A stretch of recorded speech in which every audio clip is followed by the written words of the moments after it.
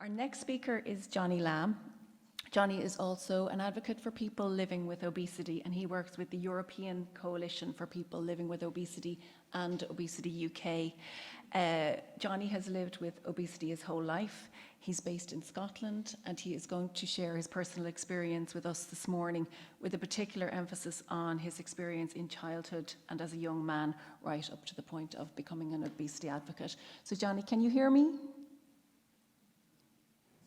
Yeah, you can. Good, thank you.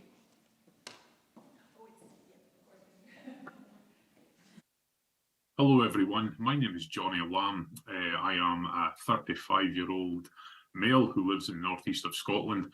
Today I'm going to go through a short presentation and just kind of explain my backstory on living with obesity. My story is both unique and sadly very familiar for those who do live with obesity and face the everyday challenges, the stigmas, and everything in between when living with obesity. So I'm going to share a presentation so you guys can have a visual aid to what I'm talking about today, just so you're seeing what I'm talking about. So this all stems from me being the change. So I had a very normal upbringing, if I'm being honest. You know, I had a good support network at home, and had a very, very good relationship with both parents. So the early years is where it all started, really. I was born in Fraserburgh, which is in the northeast of Scotland. I was an average sized kid, 8'4", but from the very start, I had a big appetite. I loved eating food, and you know, I was spoiled by grandparents, aunts, uncles, older sister. Everybody just like spoiling me because I was a cute, chubby kid, which would be a trend that would follow me through life. I started like noticing I was different from the very start of school. So as you can see by the pictures here, I was always very tall. Today, I am still very tall. I'm in between 6'7" and 6'8", so really tall guy. And I've always carried my size relatively well for being big. So as you can see here, you know, I was always very tall and just naturally a lot bigger than everybody else. And again, I had that big appetite. So I was always really active. I played rugby at school, I played basketball, football, any sport really that you could play, I was interested in playing. So for being a bigger kid, I was always really physically fit. And from that, I think it stopped me from maybe putting on as much weight as I maybe could have or probably should have with the amount of food and my calorie intake was at the time. So I think from here, I was around 20 stone by the time I was 16, which was the age I left school at. So going through there, you know, my weight kind of always followed my age, you know, so I was like 6 stone at 6, 7 stone at 7, all the way up until kind of hit that teen puberty age where I started taking weight more. I was always quite muscular as well because of the sport. So, and the height, as I say, kind of hid it a little bit as well. So the early adult years, I moved to the city and started working and stuff, and became a bouncer. So I was a bit of a known guy around town, you know, like I'd found this new confidence and I was finding kind of acceptance for being bigger, you know, like it's one of the very few industries where size kind of is a benefit rather than a hindrance. So at this time I was also a trainee engineer, and this was kind of the first time I really experienced stigma. I was always kind of teased and at points in my life bullied for being bigger, but this was the first time I remember having mainstream kind of like stigma aimed towards me. So as I said, I was a big guy. At this time, I was about 30, 32 stone, and the company I was working for as a training engineer had actually commented that it was a risk employing me because of my size. So it had nothing to do with my mental capabilities or my work ethic. They just prejudged me to being a risk just purely because I was a bigger made guy, you know. So that really was my first kind of gut punch really from living with obesity. So at this point, I was still doing a lot of weights and I was still playing a lot of sport. So I got into strongman, as you can see here. So I was training like 6 days a week and working nights and working days. So I found myself still, although a lot physically stronger and maybe more muscular, my eating patterns were all over the place. I found myself eating late at night, and I would go from my day job into my night job and just have this monstrous appetite after work. So I'd find myself going to kebab shops, fish and chip shops, 24-hour bakers and stuff after work. So I was eating like big calorific meals and then just going to sleep and getting up the next day and doing it all over again. So like I never really had a stable diet to work from. My kind of big turning point with the start of piling on weight to the worst it would get was in 2010. My parents split up and kind of just put my life to rock bottom. If I'm being honest, for the first time, I really discovered depression. I hadn't really been depressed. I was always like the like joker of the group, always the guy who's like making plans, quite boisterous and out there, and just known for being a good kind of all-around guy, just the guy that everyone would be around. That was who I was, and I just found myself regressing into being someone who didn't really like going out much, and started drinking at the point. This, as you can see, when this picture here is a bar, and my parents owned a bar, so I actually lived in a bar, which, when you're young, is a really good thing, but it was also a really bad thing. So I found myself, drinking 4 or 5 nights a week and having like late night parties with friends and stuff. And although I was still the fun-loving guy, I was really depressed, and it was my first kind of experience with that. And it just kind of, it was my first introduction to depression. So I never really knew what it was. And looking back now, with someone that's experienced quite a lot of mental health issues latterly, this was definitely my kind of crowning moment to facing it. So I met my wife in 2013, and she was and still is the best thing that ever happened to me. We've always had a really good relationship. We've always had a fun relationship, and we've always had the same ideas. We both love traveling, both like eating out, and we had very similar interests. So at this time, my weight was about 36 stone, which is quite a large weight for any human to be. But at the time, I never really felt it was. Like I was always quite confident with being bigger, and I used it as a comfort. I was just a big guy. That's who I always was. And when my clothes started getting tighter, it wasn't because I was putting on weight. It was just because clothes are getting made smaller now. They're not this, like a 3XL isn't what it used to be. So I'd always kind of convince myself things were okay when really they weren't. So 2015 was the kind of the start of my real downfall, in the sense of when I experienced depression earlier. I kind of snapped out of it after a while, but I lost my job in oil and gas in 2015, and I was worrying about finding new work, but I never really did for 2 years. I never really worked, and I was at home, and my weight just gradually piled on, and I just felt useless. I felt incompetent. I just felt like I was just discarded with no real kind of explanation why. It was redundancies purely because of the oil and gas price, but it was like, why me? What have I done differently? And I was looking at jobs online, and everything I was looking at, I wasn't either physically fit enough to do, or I just felt that I would be really anxious working there because I would be so much bigger than everybody else.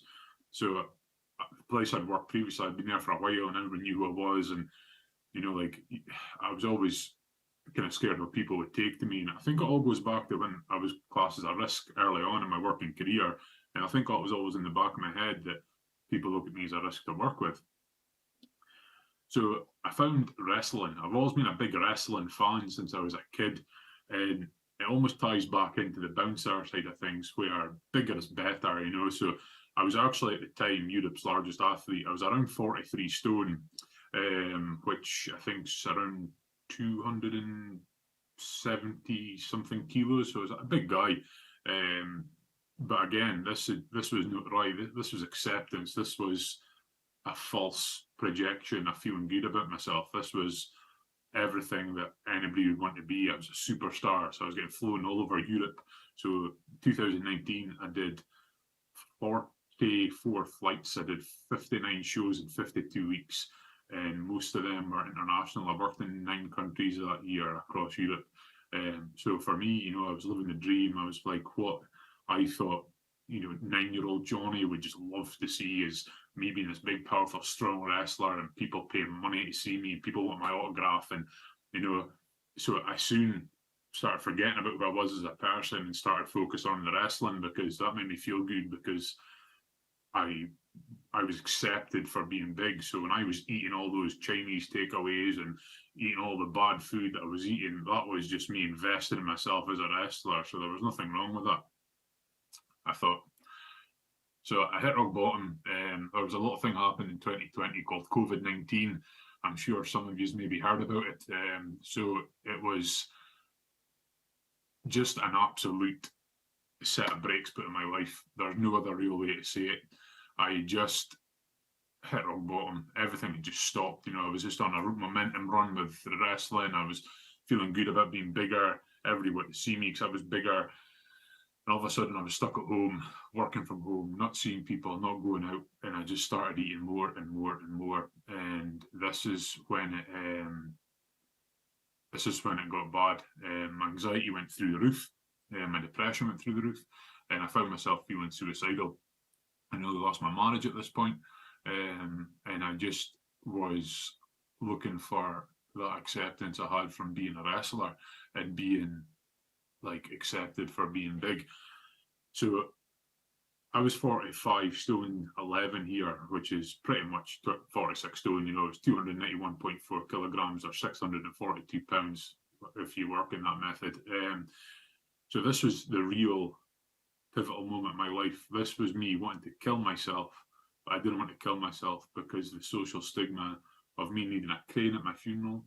How would I kill myself? I couldn't hang myself, because if I hung myself, the ceiling would come down. If I jumped off a bridge, how would they get me back up? Because I was so heavy. If I took an overdose, nobody could lift me up my bed because I was so heavy. And it wasn't even about myself at this point. It was about the social shame I would leave for my family, which is crazy to think now looking back, that I wasn't worried about my feeling or my health or whatever it was. I was worried about how society would portray what happened to me and how it would affect my family after I wasn't here. So this became my turning point. This was my 180, becoming the change. So I looked at how I was going to fix everything. I needed to go like yin and yang with here. So there was 2 things that I had to address. Obviously the weight was one thing, but also the mental health side of things. So I had to fix the anxiety, fix the depression, lose weight, and claim back my life. So the first thing I did was I went under CBT training with Dr. Jane Ross here in the northeast of Scotland, and we identified my schemas, and we worked over 60 sessions on fixing myself mentally. And that once I addressed my anxiety, fixed my depression. So the anxiety was driving the depression. I was somebody who didn't want to go outside. Everywhere I went, people looked at me for my size and sometimes my height, but I felt so mentally drained. Everything in life you do when you're that weight, seats, walking, parking, how people are going to look at you. Like if I manage to walk to point A, can I get back from point A to where I've started? I don't know that answer. Is there going to be benches? How long will I have to stand for? And it's all things that my head would just go through all the time that nobody else could understand, you know. So I became really reclusive and didn't want to go out, didn't want to see anybody, and I just gave up. So that was the big driver for my anxiety. So the other part of that, the yin to the yang, was to lose weight. I was too far gone to go through a diet. I knew a diet wasn't going to help me because I've tried every diet you can think of: Cambridge Keto, Atkins, classes, personal trainers, personal nutritionists. I've spent thousands of pounds to try and fix this in the past with nothing working. I would lose 4 stone, I'd put on 5. Lose 6 stone, I'd put on 7. I'd lose 1 stone, I'd put on 4. So every time I lost, I always put on more. So I knew I had to do something drastic.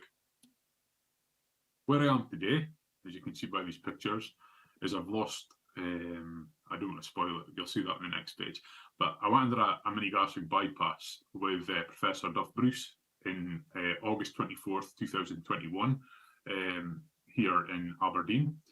So I decided to go for a mini bypass, which is a relatively new procedure. It's a mixture between a sleeve and a full bypass, and it's been the best thing I've ever done. So where I am today is total weight loss of 20.9 stone, and my current weight is 25.2 stone. And I can tell you people now that I am the change. Thank you very much for the presentation participation, and I'll just end this here. And this is just a little kind of insight to my personal experience with living with obesity. The other thing I've done to try and combat this is join the European Coalition for People Living with Obesity as a Scottish advocate, and I also work with Obesity UK.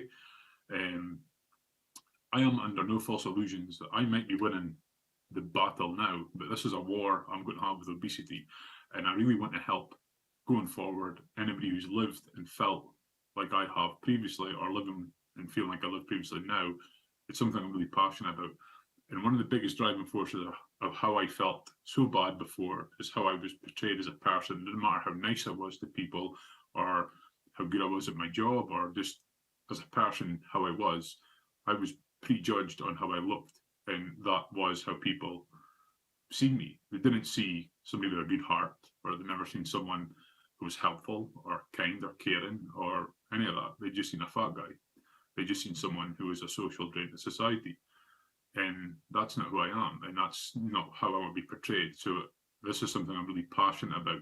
I want to make the changes for everybody, and hopefully my story can reach people who are maybe prejudgmental or been through this, or know someone has been through this, and help them be the change for them. And it is something that won't happen overnight. It's going to be a big push, but hopefully together we can change how people deal with, approach, and help people who are challenged with obesity.